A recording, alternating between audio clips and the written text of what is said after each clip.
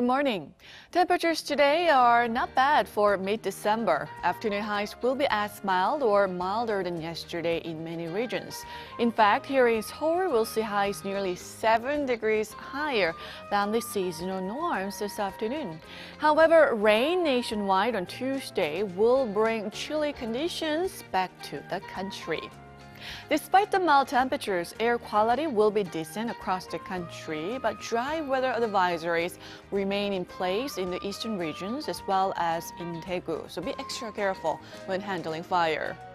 It's going to be a fairly nice day to spend some time outdoors this afternoon. The high will be 11 degrees Celsius here in the capital, and a good amount of sunshine expected for the rest of southern provinces.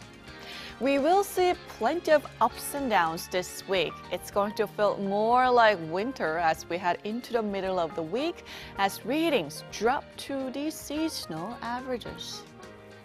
That's Korea for you, and here's the international weather for views around the world.